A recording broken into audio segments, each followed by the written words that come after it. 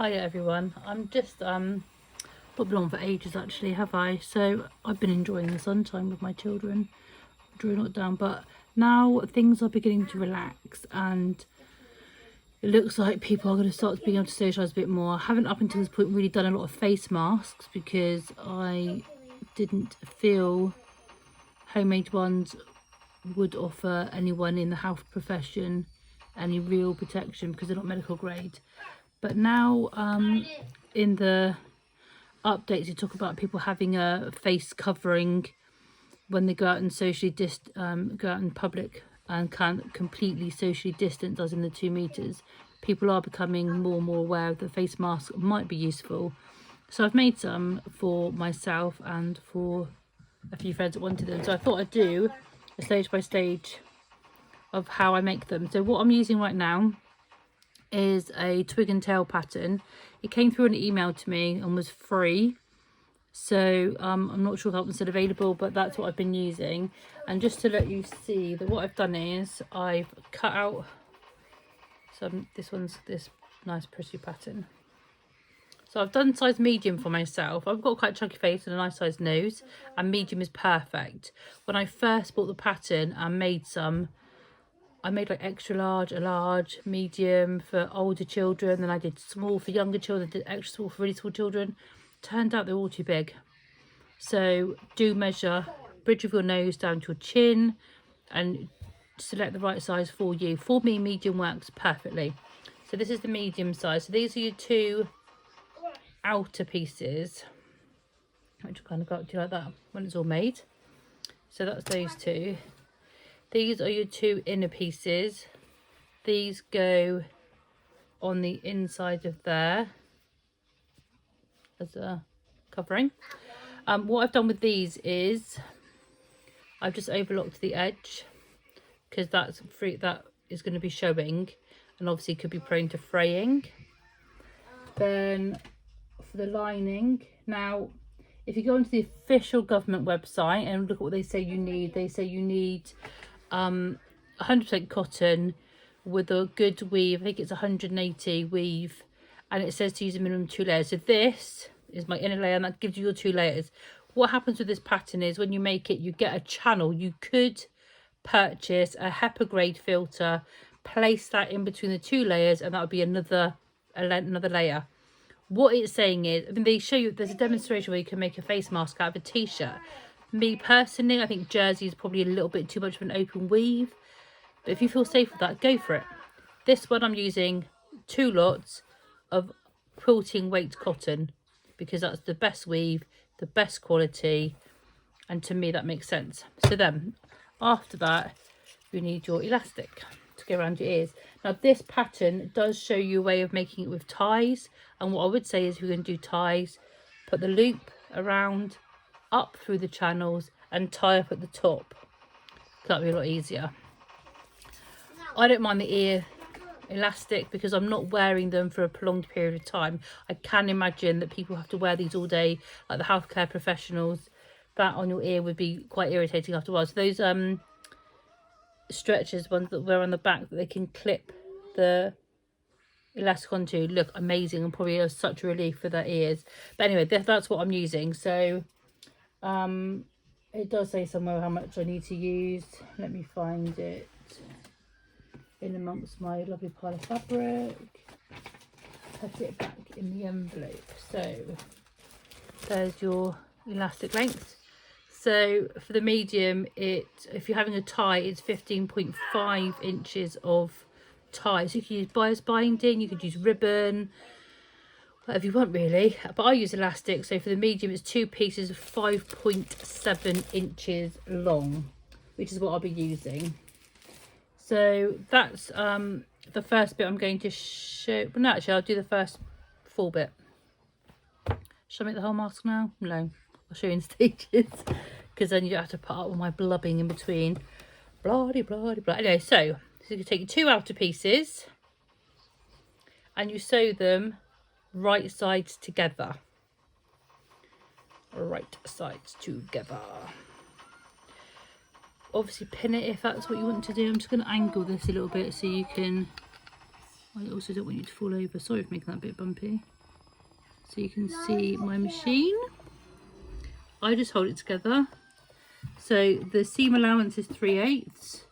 I'm using a 2.5 to 3 mil stitch length.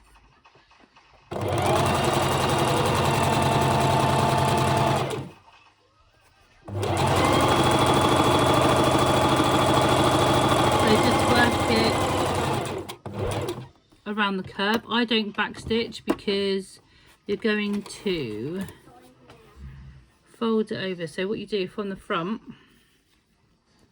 is push your seam over, flatten it down. You can see I've flattened it down. Then if you watch, what I'm going to do is I'm going to line this up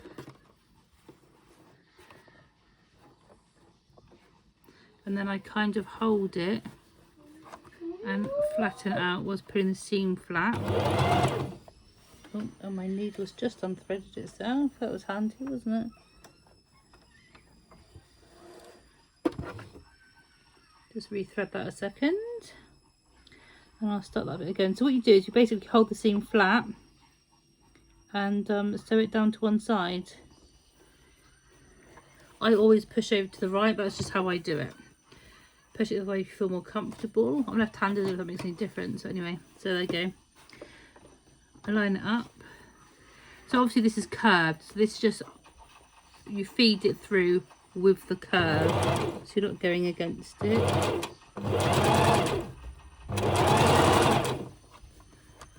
Here we go. So yeah, again I'll so just work that through a minute so you can, and then what happens is it sits nice and flat. So that's that bit done. That's your outer piece done. So I will just, I'm going to keep going. So you want 2 pieces of elastic, 5.7. So that's that there. Let me cut 2 of those and we'll just keep going and I'll show you how to make a face mask. It's not a hugely long time it takes. I think it takes longer to actually cut them all out. Right, so on the inside from the pattern I marked, can you just see there where I've marked where the elastic goes? So on the right side of your mask, line up your piece of elastic. So here I smaller my stitch length. So that one goes there. And I just don't let it push the elastic out away. So that one's ripped now. So then this, you want to make sure it lies nice and flat. And then line up that side.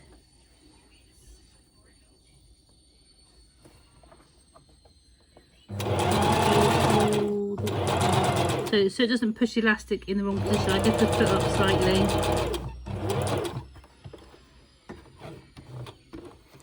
That's one side, and you repeat that for the second side.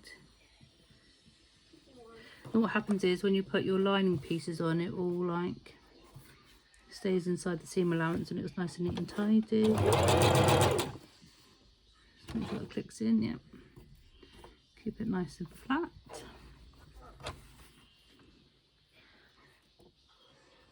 I saw actually, and as I did my weekly shop earlier, I think it was a pack of 4 disposable face masks for £4. That's £1 a mask. These I've worked out. See how the loops are on now? Right, so then the next piece to do is I prepare my lining now. So to prepare the lining, again you're going right sides together with your 2 pieces. Line them up nicely. Obviously pin if you want to. Same seam allowance, pretty much all the way through.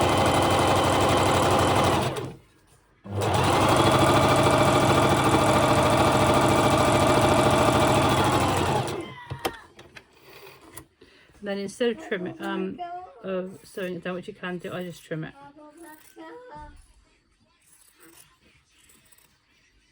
So you get that bulky bit over the nose. Right, and then the next bit is to, you can mark it here and here. I don't, I just fold it over. So make sure when you fold it over and sew it down, you're going to sew down this length on both sides. Make sure you do it on the correct side, so all your seams are on the same side.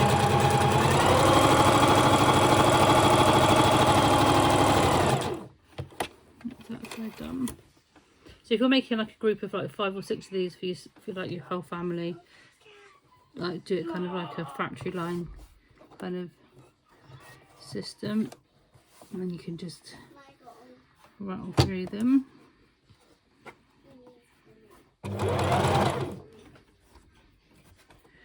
And my needle's unthreaded again. Let's 3 thread that.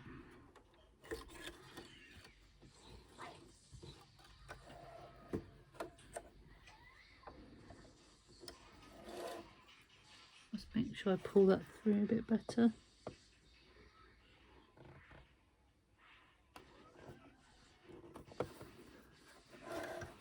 There we go. So just for those who haven't seen my previous videos, this machine I'm using is the net chain. Previously I had the Toyota, which I loved, and then I tried this one out and ended up purchasing it because I loved it so much. I'm just trimming off the messy ends. I don't like them hanging out when I'm sewing. Right, so what you've got is this piece now. So that's your correct side, and that is your wrong side. So what happens now is, get rid of my messy ends. A little bits of thread everywhere. Right, so these pieces here, which I overlocked. If you don't have an overlocker, just do a zigzag stitch. So basically what that happens is it stops it from fraying.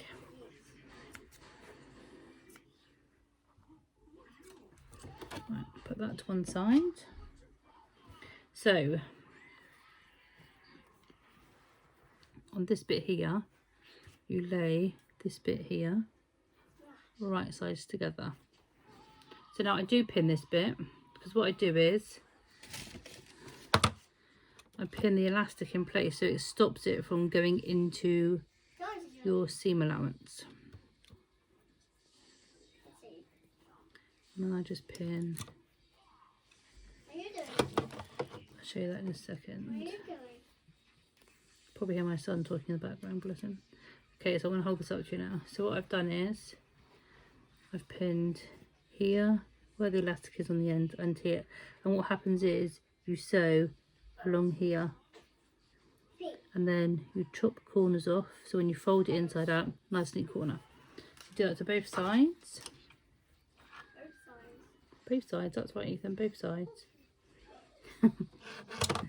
He must know so much sewing terminology because he sits and listens to me. Right, so that one there. So this one's a size medium, so it will fit me perfectly when it's done.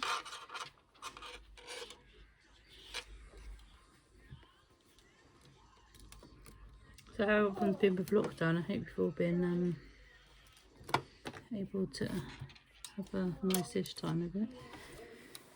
Right, same seam allowance again. So you're just going around the 3 outer edges. And my thread's unthreaded again. What did I just say about making sure I left enough length so it didn't pull out when the needle went up and down?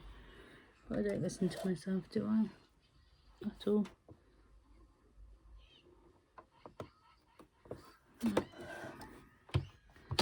Right, so again, hold it nice and flat.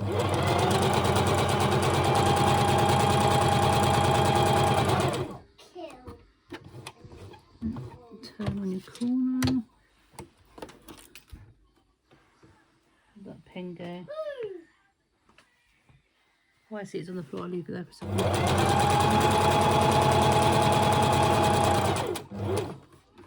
And then one more.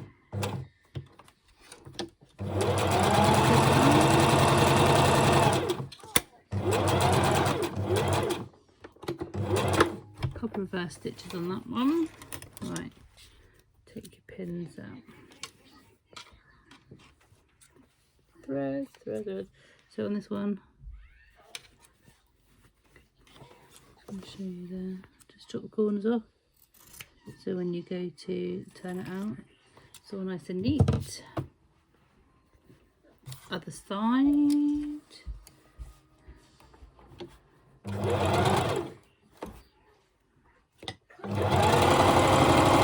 But if you do for your elastic though, make sure you don't trap it in your stitching, so you won't be able to.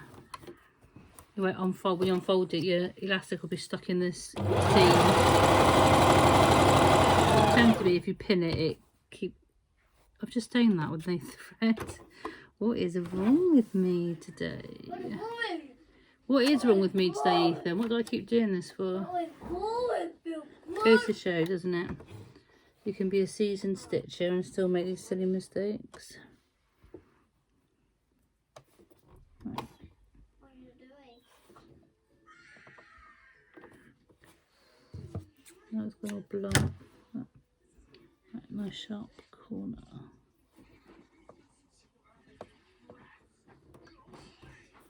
Right, there we go.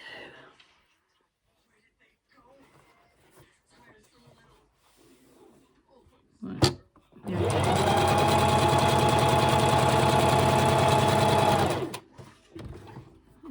That's it. Right, turn it on.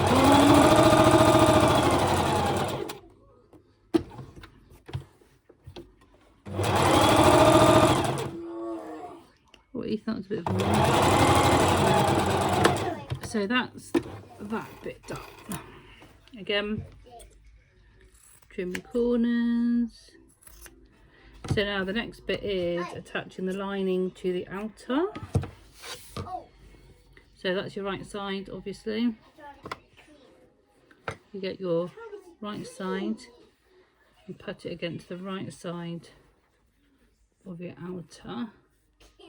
Line up that centre seam and pin. Same again at the other end of your front seam. This bit here, so I'm pinning the top bit, and then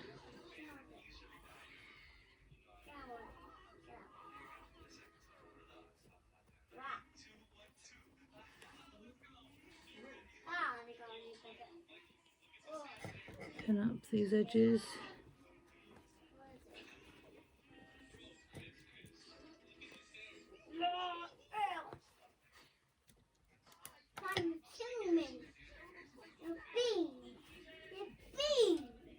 Ethan, stop shouting please, Angel. Mum's just doing something. So now we're going to sew across there and across there. Then this bit here becomes your opening that you turn out on. Same seam allowance again.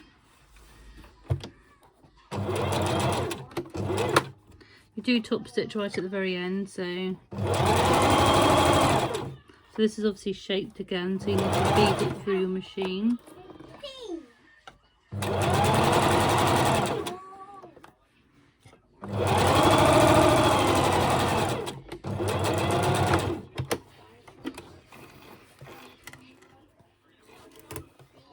And then the other side.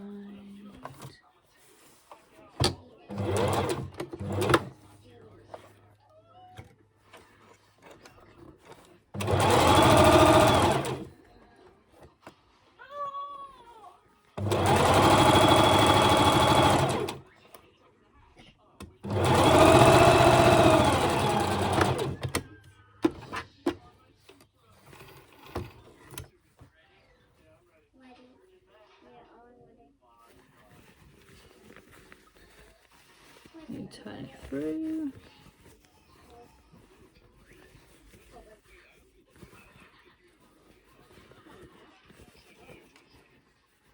I've still got thread coming out there. anyway, it doesn't really matter. You can trim them off afterwards. I just like to trim them as I go.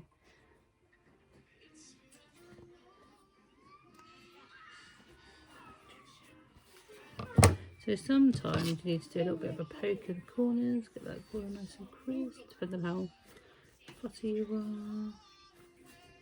are. Anyway, let's get rid of those threads there from inside there. Now you just need to roll your seams out a little bit.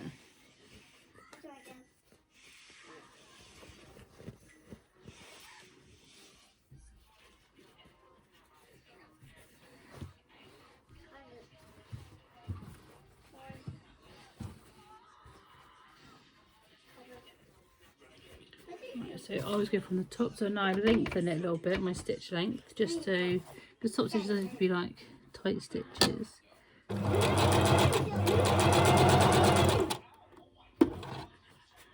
And then just stitch.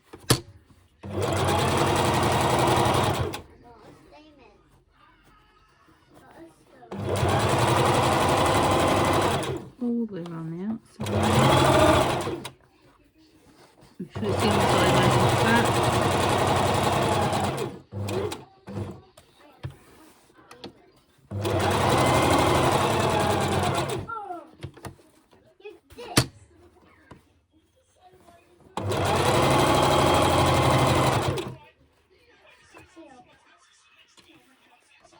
Oh, nearly did it.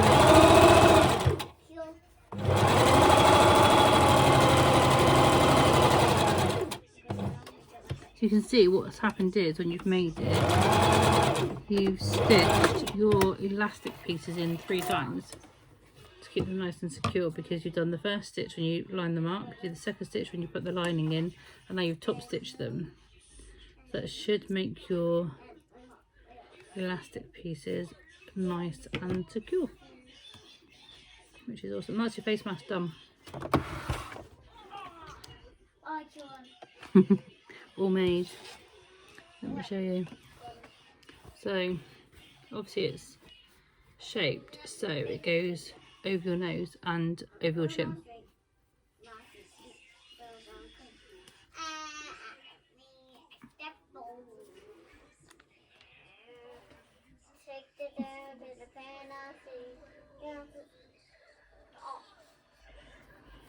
Face mask done. Anyway, I hope that was informative. I haven't done a video for ages. So yeah, and they're completely washable obviously. And you can of course use this channel to put a filter inside if you wanted to. So again, that's a twig and tail pattern that's available online. They emailed me the pattern because I'm on their email mailing list. Buy so many of their patterns because they're amazing.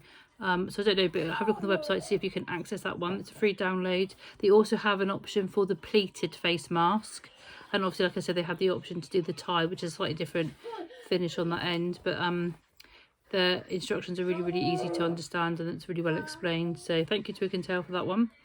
And that's a washable homemade funky face mask. I'm doing them for a few friends and stuff. I've got to show you some of these fabrics. I've done a Walking Dead one.